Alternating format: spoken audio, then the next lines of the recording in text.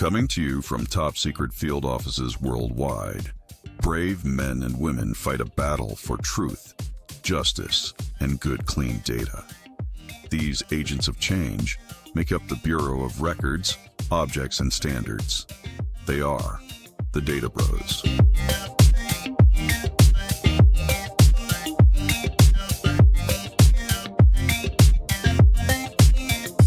Welcome to Data B.R.O.S, a comic book industry podcast about comic books, comic data, the comic industry, and running a retail comic store. I'm checking in today from the Bureau of Records, Objects, and Standards.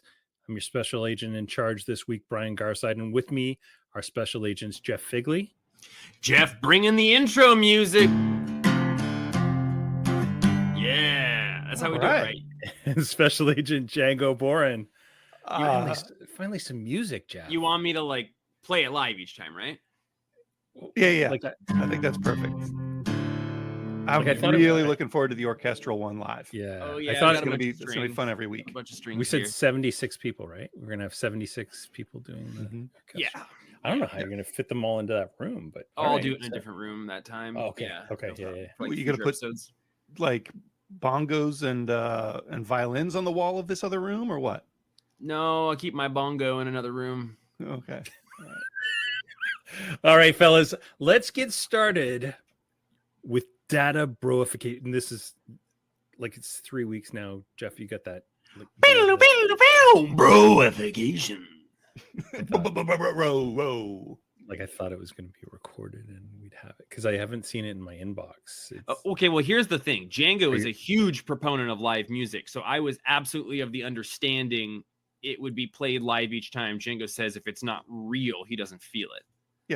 Yeah. But I'm surprised you like recorded music, Brian. I thought we were I can't really cut it in though if we don't have it as a. So what you're saying is I that need was a file. miscommunication on my part. Yeah, like I it's need fine. a file. We'll fix it next week. Okay. Okay. We'll fix it. We'll fix it in post. Yeah, The I mean work never that ends is with all you about two. slushy iteration, right? All right. It's just a never-ending thing with you two. Fellas, let's wrap up our 2023 best of with our 2023 best-selling trades and hardcovers. Yeah. This one So- surprised me. Well, so Jeff, this one is actually no, never mind. I did a smart and combined books and graphic novels. When you ask for one, you get both. So I'm going to be honest, and I don't know how accurate this one is. This is the one I am least confident of the accuracy of. But Perfect. as I read these, so I straight up don't even recognize like 3 of the titles that are in this. So that's not unusual. Even though I swim in the data every day, I often go, what's Spy X Spy Volume 32? And Yeah, it's how is manga, that baby. Volume 32? Yeah. So yeah. So do you want to go through yours and then we'll go through ours since we Let's do that. Yeah. like it sounds like that would be a weird thing to compare if like I'm pretty confident in our list being real. Like this doesn't seem wrong. It's just there's a couple things here that are surprising and might not be surprising. So why don't we zipper this? I will do number 5. Okay. Then you do number 4, and then 4 and 3. Sorry, you do your 5 and 4. 5, 4. Yeah. And then I'll Got do it. my 4, 3, and then okay. Django, So can we do 2 at a time for us? Because I think our top 10 is fascinating. Oh. Interesting. Yeah, you guys want to I can go 10. Let's do 10 just because I you think wanna go the 10? conversation about where the book market in comic shops right now is particularly interesting, and that becomes even more clear for 6 through 10 for us. Okay. I love it. And I'm sorting by quantity sold, not dollars sold, right? That's Correct. That's what doing. I'm sorting as well. Cool. Okay. Coming in at number 10 from Managed Comics. Cosmic Detective TPB with 64.52% of the number 1. So, Wow. That's really Wow. cool. Our number So- 10. Sorry, Django, do you want to do it? No, go for it. Our number 10 is Spider-Punk, banned in the UK. okay. That is a total surprise to me, based on how many I ordered at initial and how many we've reordered. It's also a surprise to me because I haven't been reordering that book. We've passed on Penguin reorders to an employee, and that's stunning to me. And that's 39 ish of the top one for us. Okay. Do your number 9 as well. Goodbye Eerie. This is a manga by the mangaka who did Fire Punch and Chainsaw Man. Okay. This was found by our manga expert Ashton, and again, I would not have known that we were even close to this number sold, which is actually And 29, same number as Spider Punk. Same thing. So also 39%. My number 9 is My Hero Academia graphic novel volume 33 with 62.37% of our number 1. Now, is that a new My Hero Academia? Does that seem right? Yeah, that's one of that would have been a this year version. Okay. Yeah. And then our number 8 is Spiderman 2099 TPB Dark Genesis with 61.29% of our number 1. That's not on our list. Wow. We don't have a single Marvel book on our list. Interesting. Except for Spider-Punk, but yeah. This is our only Marvel book on our list, actually. Number 8 for us is Monstrous Volume 1. It's impressive to see that the Volume 1 of that series still has legs as long as it does. That's insane. 43% of our top seller. Huh. What's your number 7? Chainsaw Man Volume 1. So same creator as number 9. So 2 of our top 10 books done by the same mangaka. Coming in at 50% of our top seller. Okay. Well, check this out. At 59.14% of our top seller, Rocketeer Great Race trade paperback. What? Wow. Yeah. Did somebody accidentally order 100 instead of 10? I have no idea. That's wild. That's wild. But right above that, at 54.84%, is Chainsaw Man graphic novel volume 13. So the most recent Chainsaw Man that came out. Okay. Huh. Yeah. For us after that, we at number 6 are Saga Volume 11. Okay. Which is 52.7%. And then Sandman Book 1. Interesting. At number 5. And that one comes in at 54%. Okay, so our number 5 at 53.76% of our number 1 is 8 Billion Genies Deluxe Edition hardcover volume 1. Wow. Mm-hmm. Are you a Challenger's store? Yeah, but like a lot of our stores ended up getting the special book jackets. Like I know Variant Edition did, Challengers did. Challengers is the Challengers Comics and Conversation. They have an industry podcast, and they talk a lot about being kind of buddies with Charles Soule, and I think they had a big promotion. Yeah. So what's interesting is like a lot of our stores are heavy on manga and heavy on like kind of the book trade in general. So like Variant Edition in Edmonton, they sell a ton of books every month. So we've got quite a few stores. Books with Pictures in Eugene are also a very heavy like graphic novel and manga store. So yeah, these numbers were kind of neat to see, and they make sense because they're always the most recent volume of those things, which is not for us, which is I think an interesting offset. And so that probably makes sense in a per store basis. I would bet you that if I just looked at Books with Picture, which I can't do by the way, so don't worry, Andrea, I'm not going to take a look at it. But if we were to just look at Books with Pictures, that might tell a very different story than like kind of a network effect of what we're seeing here. Totally. What are your next two, Brybear? At number 4, Something is Killing the Children Volume 6 at 49.46%. And then at 16.13% of number 1, which is this is going to get a lot tighter now, is Where the Body Was hardcover, which I believe just came out. Wait, 16%? They're getting farther 16% away. less than his 16% less than. Yeah, so I've been doing mine totally backwards. Yeah, my numbers are less than the number 1, which probably doesn't make sense. Our number 4 is Saga Volume 10. Okay. Which is the same as the previous book, which is 54% of the sales, or in Brian's terms, the Canadian 46 conversion, 46. And then I should have done it the way that would have made way more sense. It would have. But number 3 is the Berserk hardcover volume 1. And that's basically the same as those last two. Right. 54% of our number 1. Okay. My number 2 is 99% of number 1. So it's only 1.08 off of number 1. And it is Saga Trade Paperback Volume 11. Wow. Huh. And your number 1? Well, I got to hear, what's your number 2? Oh, well, I would have guessed these as our top 2. My number 2 is It's Lonely at the Center of the Earth Trade Paperback. Okay. 71% of our number 1. And what's your number? Our number 1? ones are probably the same, right? What's your number 1? TMNT Last Ronin hardcover. Okay, yeah. So this is where things don't make any sense for me, and this is why I question my number 1, and I need to have Taras rerun this report someday, because our number 1 is Night Fever hardcover brackets mature. I could read well, that one. I mean, if they have Where the Body Was as a top 5 for you, it makes sense. Yeah. Was that the one before? Yeah. Where the Body Was? It was the one before. It had the whole year to sell. Like it came out in March or April, and they did that the book plate. Sure, and we would have done reorders and stuff, so that does make sense. And it was they haven't done anything in the Reckless franchise since Night Fever and Where the Body Was. So these two, so that was the first non-Reckless one. So I could see all that. Well, there you go. That's our number 1.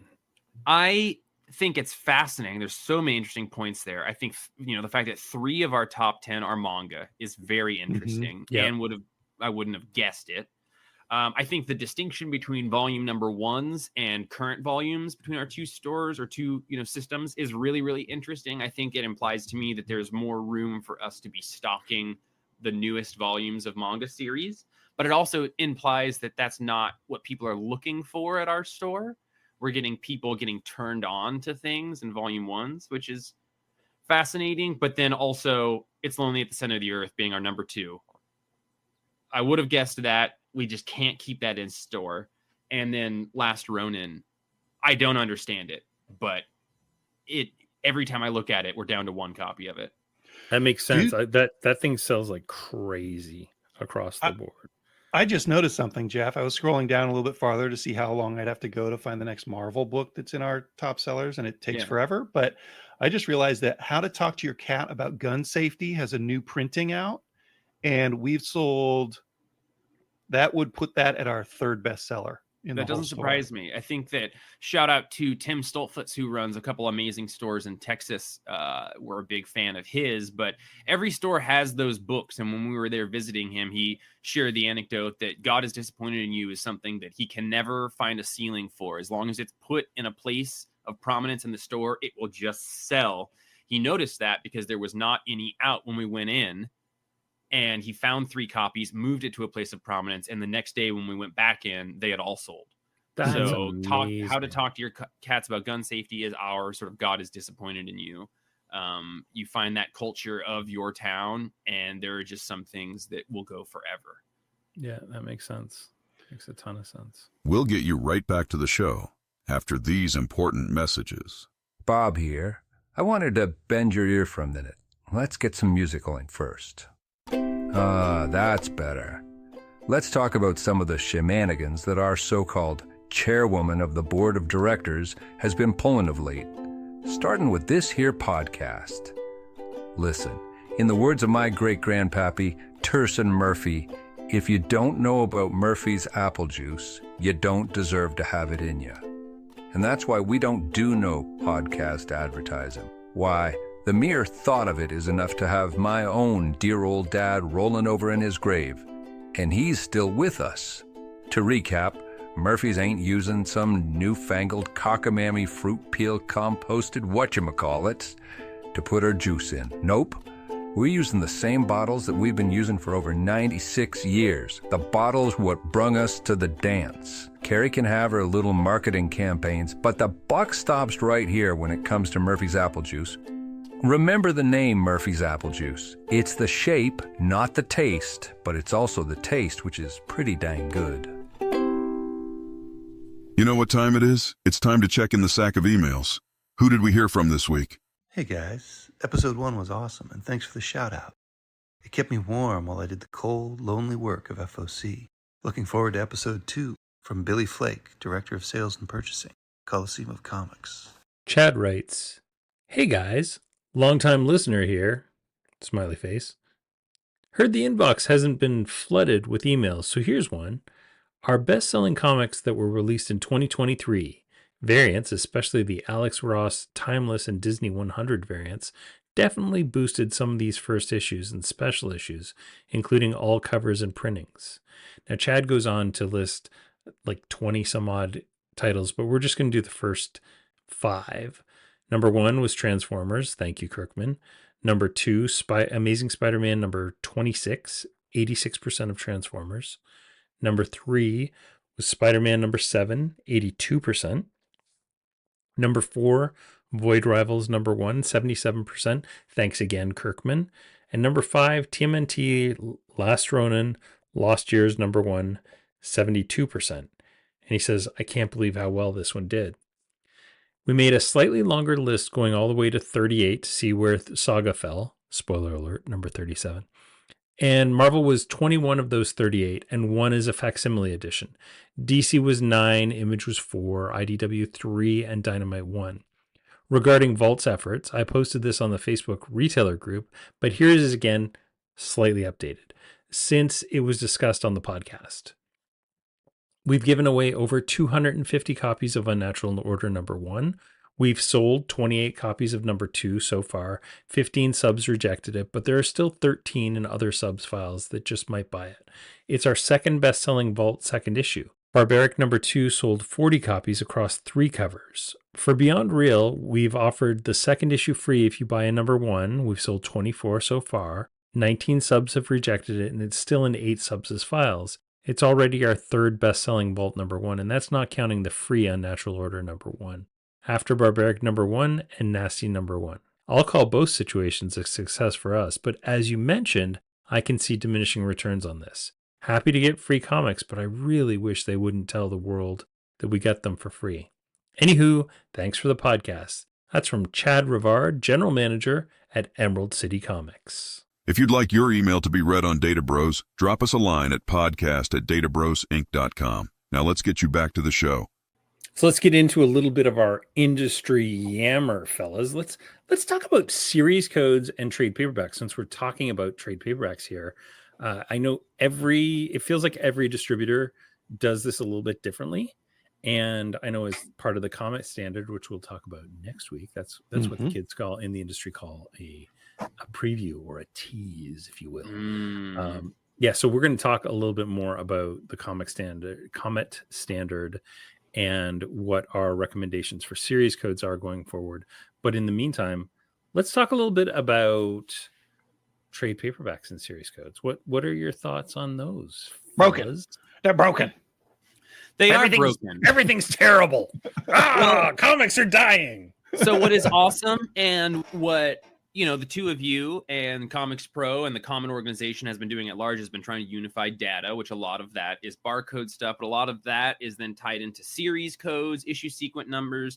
So with issues in a store, customers can subscribe to an issue like Batman 133, 134, 135.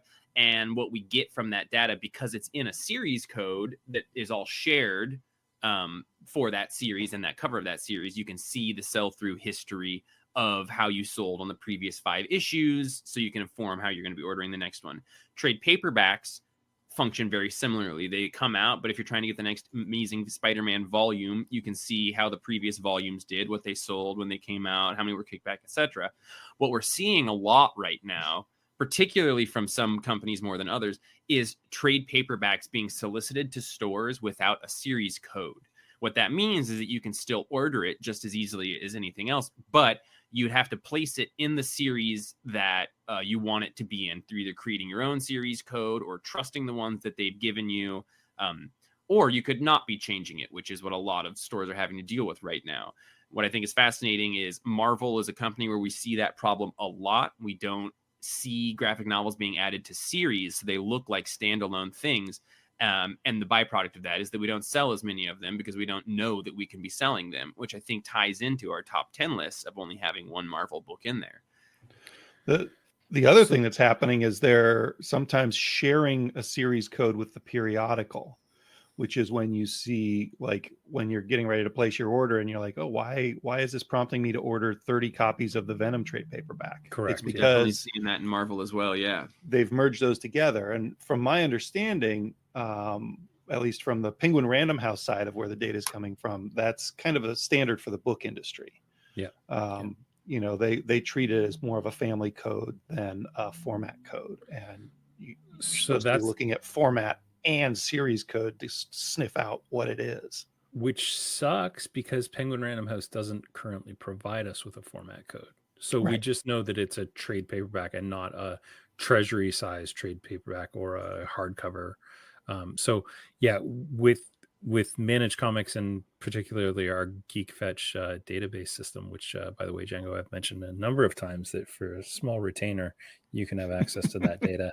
Geek Fetch is awesome. When you showed it, the way that does a great job of making that information more usable. Yeah, so I'll give a little bit of a backstory on it. Back in 2020, when the pandemic happened, and we had suddenly went from one single distributor to 3 distributors. There was Lunar, UCS, and Diamond. We had to have some way of tying all the different codes together. So we built this really, really quick and rudimentary system that I still kick myself about the data structure of, because it's still biting me in the butt years later. But Comet is going to fix that. Honestly, like a lot of the stuff that we've figured out with Comet has really grokked for me the 3 different tiers of data that you need to create a product. And we'll talk about that again next week. This is a tease. So the one thing that we did relatively recently was we couldn't trust series codes from distributors anymore, and specifically the publishers. Some of the publishers were using series codes more like a family code. So a good example was Titans, which at one point had Titans, had Tales of the Titans, had Titans Can They Get Terrors, and there was one more Titans book all at the same time that all had the same series character. Yeah, Amazon's Attack is another one where Wonder Woman family has been lumped. Wonder Girl, Amazon's Attack, and Wonder Woman all had the same series code for a while. So we basically based it off of the UPC code. So the UPC code has, and again, we'll break down a barcode in real agonizing detail. I love it, people. Oh, it's going to be the best episode. But the barcode can be used to infer a series code. So we did that. Now, unfortunately, trade paperbacks don't have a barcode that can infer the series code. Mm-hmm. So for them, we had to rely a little bit on the series code data that's coming in from the distributors.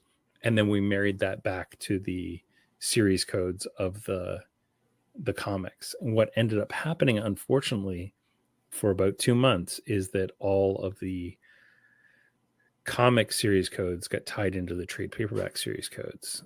And luckily, some of our stores warned us about this, and we got quickly, in there probably. and we fixed the problem pretty quickly. I mean, when you are suddenly getting a request to order 43 copies of the Wolverine trade paperback when you've only ever sold 4, that should be a pretty big red flag that you don't want to order 43 copies of that book.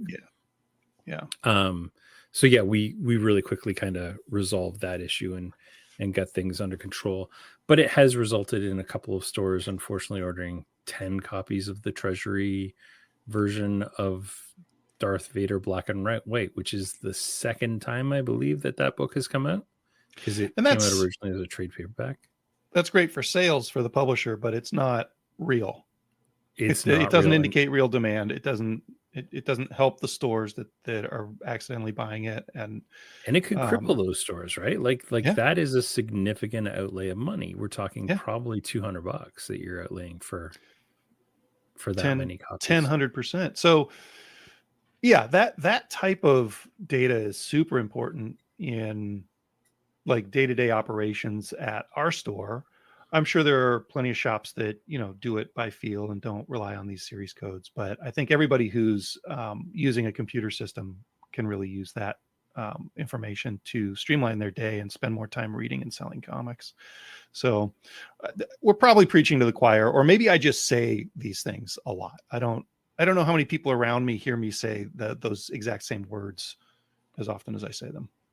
It's funny because I hear those words because we talk about this like almost on a daily basis. So, yeah, you're preaching to choir here.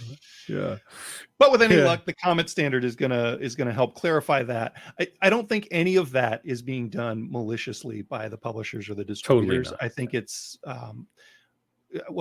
ignorance has a negative connotation, but I think they just don't totally understand the potential fallout for retail because it's a couple steps removed from what they're doing on a day-to-day basis.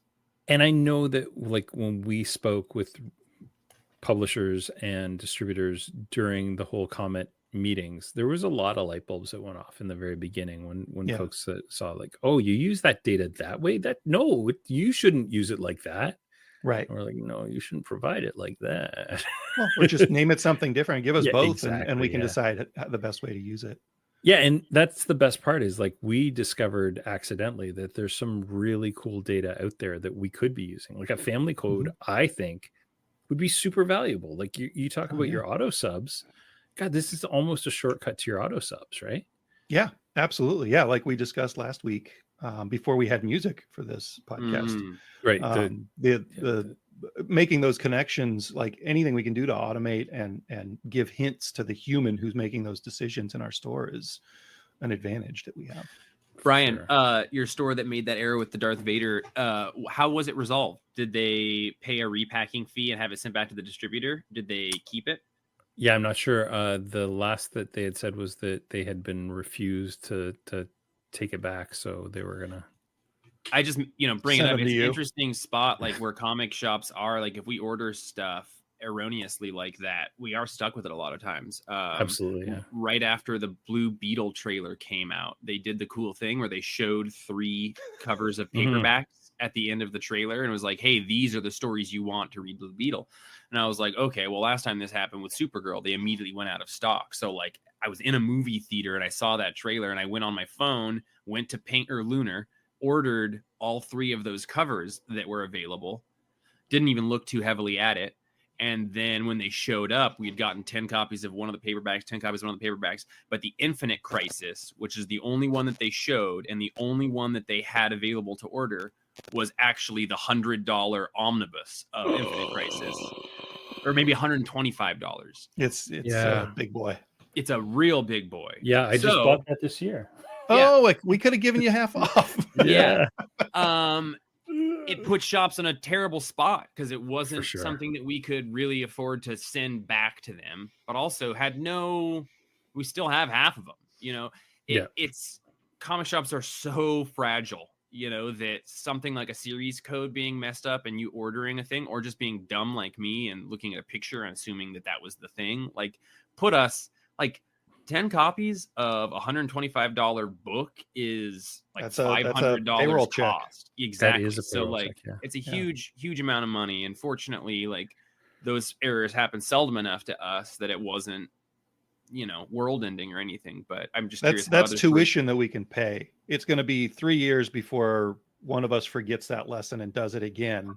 Like it's not tuition we want to pay, but it's something that our store can bounce back from. Also, omnibuses go out of print and up in price. So I was like, maybe these will go out of price. Fingers crossed. Why can't lessons be like fun and not cost money? Why can't you make a bunch of money off of a lesson and it just get burned into your brain the same way that losing a bunch of money? That's a good question, Brian. You're into the psychology stuff. Like I am.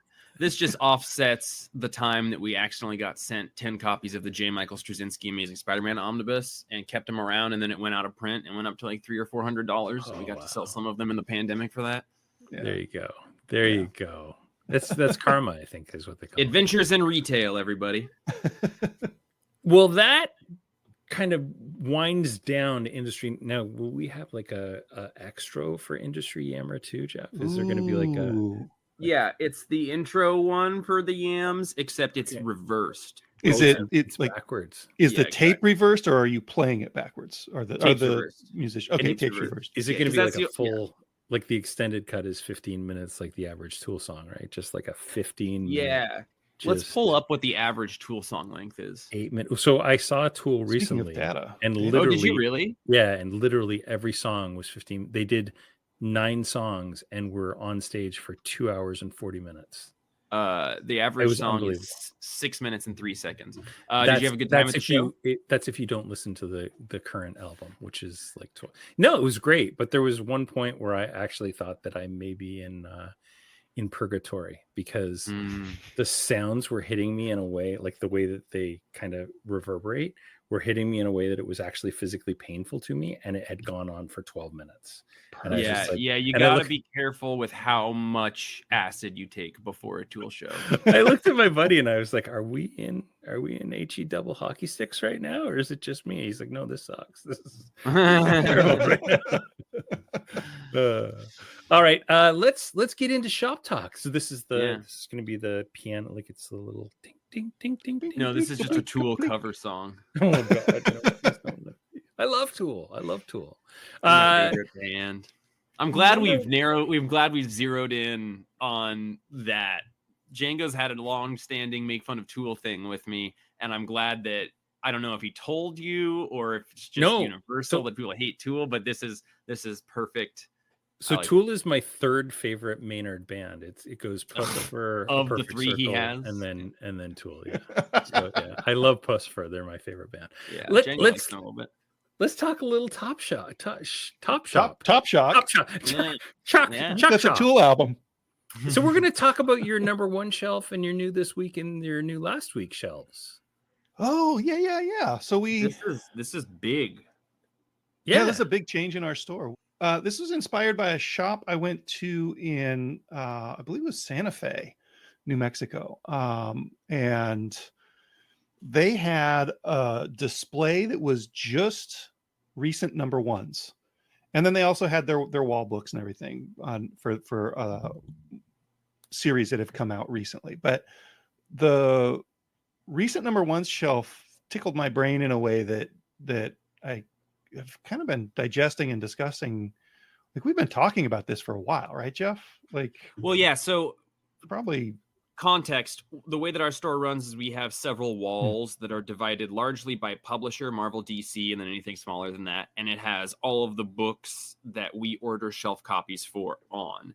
That offsets a different area of the store where we have these 3 enormous red bookshelves where historically we, every new week, fill 2 of those shelves with the new issues that came out this week. And then the third one we fill with graphic novels. And kind of the other main way to do it that I've seen in stores forever is by having, instead of a new book wall and a separate one, they have a giant one, either separated by publisher or just strictly alphabetical, where they will put the new comics up and may or may not have like a tag that says new this week or new last week. And so that duality is something Jen and I have been talking about for probably 4 or 5 years, changing. Yeah. What was cool was seeing the place that has just this little highlighted number 1 shelf as well. And that kind of caused a distinction, which is what Django really wanted to try with. Yeah, it was Big Adventure Comics in Santa Fe, New Mexico. But what we just recently did was implemented that. And we're doing it slightly our own way. And I don't think it's going to be how it finally all shakes out. We started this 1 week before Christmas, if you want to explain it, Django. Yeah, so we have, instead of 2 big shelves of everything new that came out this week, we have 1 shelf that holds maybe 40 books or so, maybe 60 books. And we're focusing on putting first issues and really good jumping on points on there. Everything else after an issue number 2's, after the second issue of a book comes out, we put it on our regular wall. And that wall is a mix of comics that came out last week all the way back 6 months or so. And we have little tags in front of each book that tells you whether it came out this week or last week, or if it's like a staff pick or whatever. But that way, Wednesday warriors or weekly customers can come in, they can get at a glance, they can see what's a new series, what's something they should try out. And then if they happen to miss a week, then they can go along the wall and see numbers 2, 3, 4, 5, 6, 7 along the main recent comics wall. So they don't have to come in every single week to see what's new. And I think it also gives us an interesting advantage of somebody new to the store isn't dazzled with all these issue 26s. They're like, oh, this is a place that I can start as a new person to comics. It's a huge thing to change about a comic shop, though, because the way that the weekly new stuff is displayed is what most of your returning customers are going for, to experience the new comics that week. Our comic shop had been doing it this way. Listeners know Django and I inherited the store a while ago, but the store has been open for 30 some years before we were involved, and they had done the new comic shelf. So the thing that can be kind of scary about changing something like that is that that new comic shelf fills sort of a community and social role. You go in, and every Wednesday you are hearing strangers or people that kind of know each other standing in front of those new books, interacting with one another. So, you know, the fear is losing that thing, right? But on the flip side, it might expand it. We don't know yet. Yeah. Right. But like the positives of it are, again, like people aren't just seeing a bunch of random in the middle issues, but you're also forcing people to look at the new week's comics immediately next to previous comics. So if something didn't grab their attention on a Wednesday, they can still do it 3 weeks from now because they're forced into that area of the store more. It's lots of pros and cons. They also, like, when you do the math of how much one faced out comic does, like how much money it makes you in your store, the idea of dedicating that much retail space to books that might not sell is dangerous. So a particular strength of doing it this way is if you can then use that shelf space that you freed up in a really positive way. And I don't think yet that we've found that. I don't think. But you don't think a giant display of Watchmen is a... I don't think we've sold much from what is in. No, we've sold nothing off that shelf yet, but we'll dial that in. Exactly. So, like, again, there's something to be said for making large moves while also knowing how you want to, like, use the space that you freed up, right? You know, like, there's not necessarily a great advantage to doing something unless you're making a big change, unless you are able to immediately go into the thing that's going to be making you that increased money or that increased amount of communication. No doubt that it's going to find that spot. Just implementing at Christmas is a tricky time to do it. But it's just it's maybe seems boring or small to people, but it is a huge cultural shift. And the amount of explanation it's taken, through 2 weeks is not negligible. Like, you have to reorient people. The other interesting thing that we're going to be able to do in Comic Shop Assistant a few months ago, I built a report that tells us how many copies of a comic have sold off the shelf versus out of pulls. So we can see what the shelf sales velocity is on something versus the pull sales velocity. And it'll be really interesting to see if this changes that at all.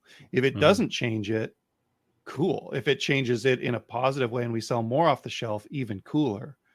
I don't think that we're going to see fewer sales off the shelf, but we might. And in that case, that's something we're going to have to reconcile and decide if we want to roll back or stay the course. Yeah, I predict we'll see increased sales of certain types of categories and different, like, decreased in other things. I think your weekly B covers are going to sell less.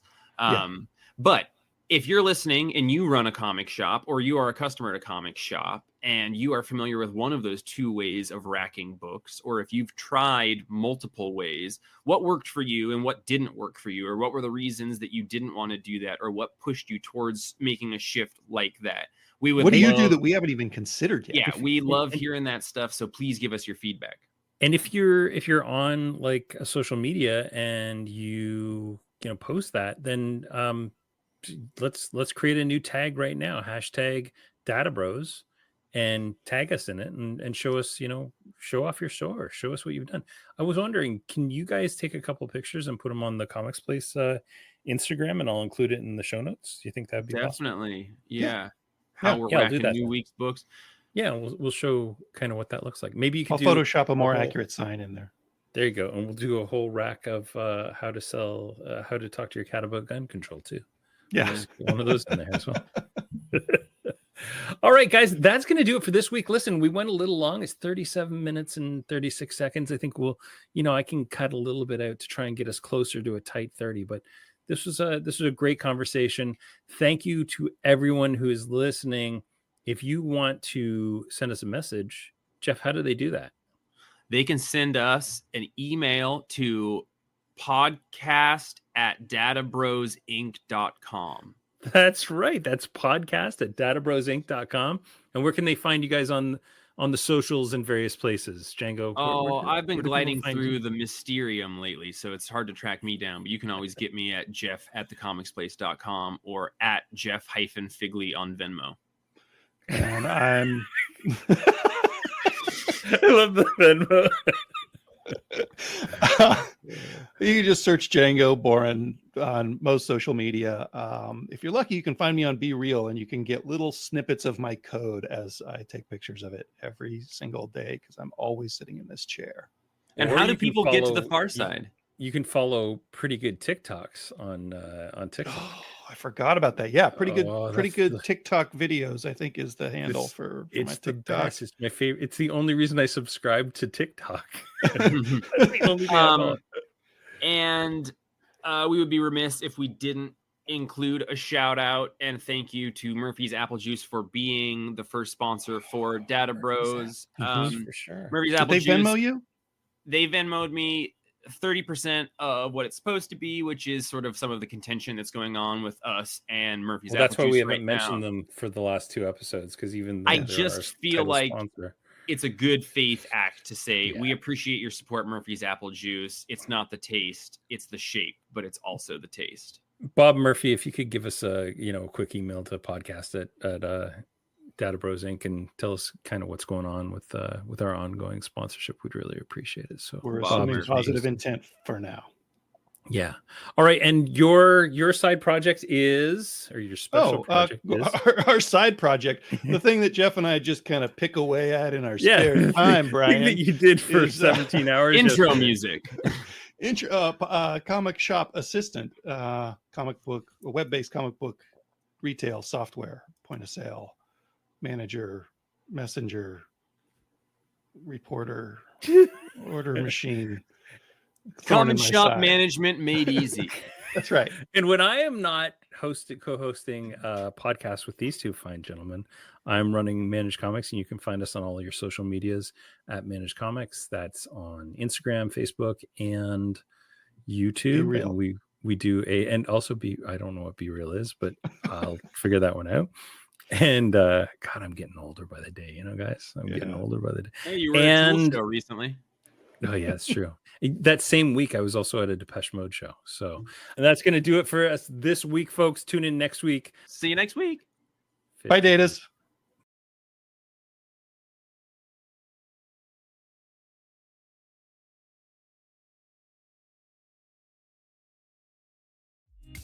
The Data Bros is a joint project from the teams behind Comic Shop Assistant and Managed Comics. Data Bros are Django Boren, Jeff Figley, and Brian Garside. Brian Garside produces and edits the episode. And you'll find more about the Data Bros online at databrosinc.com. Subscribe, like, and review the Data Bros on Apple Podcasts, Spotify, and wherever you get your podcasts.